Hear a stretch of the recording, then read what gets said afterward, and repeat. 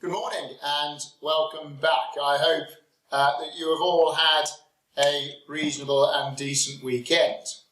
A reminder, I think, at the weekends of just how much our lives have changed over such a short period of time.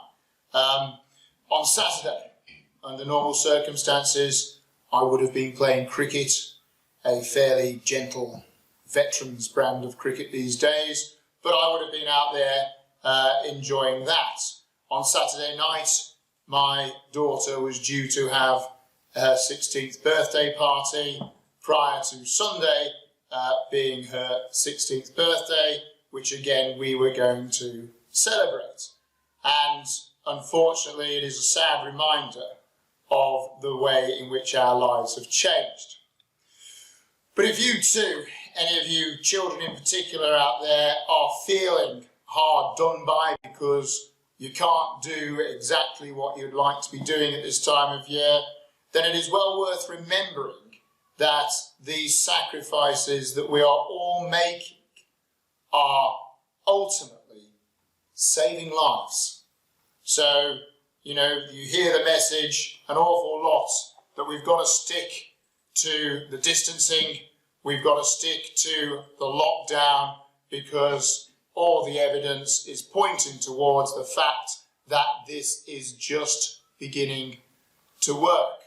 So we are all missing out, I know, on things that we would very much like to be doing, particularly at this time of year. Now, as we start our first full week of term, our second week back, I would just like to touch base with parents and children on one or two matters relating to the programme of study and the work that we are undertaking here at school and indeed remotely.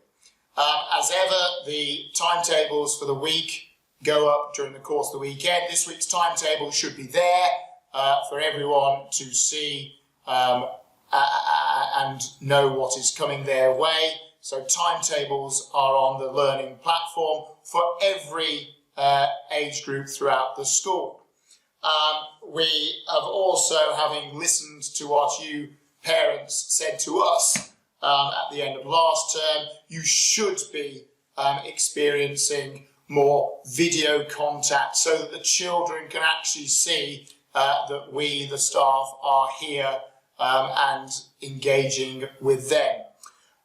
One or two further comments. I invite all of you to bear in mind the fact that at the end of each working day, we probably have something in the region of 1,500 pieces of work submitted.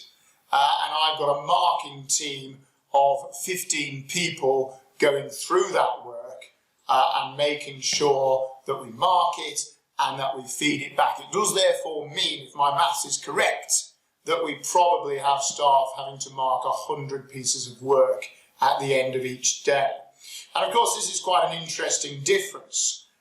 When we are here in school, one might have a history lesson once a week, do a piece of work, and then that piece of work will quite understandably be marked and fed back a week later.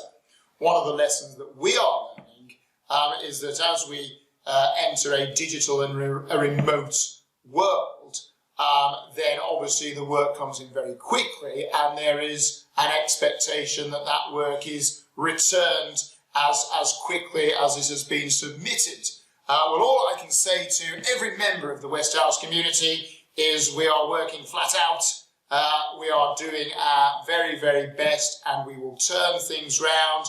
We will make sure the work is returned, and we'll make sure that it is appropriately marked.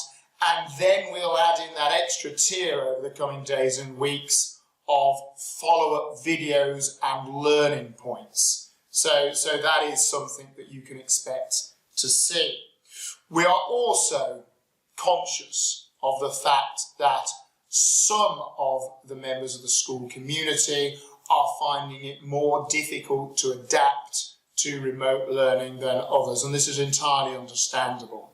So last week we experimented with using on a small scale Google Meets, just so pupils, and particularly those who we felt were finding the going a little bit tough, could actually have an opportunity to speak to a member of the school staff, with a parent present, and we were doing that on the basis of small groups with some of the older boys. I think the feeling is that it was very successful and very supportive. So what you might see in the coming days, and dare I say weeks, is a greater element of Google Meets being used. We will use it from the pastoral point of view. As I've said to parents before in letters and emails, we will not live teach remotely using Zoom, simply because the risks outweigh the benefits. However, small-scale pastoral support with 2 teachers present and parents present with children, we see some value in that. And I invite parents, we've got our eye on things. We can see those pupils who are finding the remote learning a little bit more challenging to access than others. We can see those pupils who are slightly more removed from their peer group than others. And if we feel it's necessary for us just to get involved via Google Meets, we will contact parents in advance to seek their approval to set up a meeting. In the meantime, another busy week in front of us, plenty of work to be done, so let's get cracking.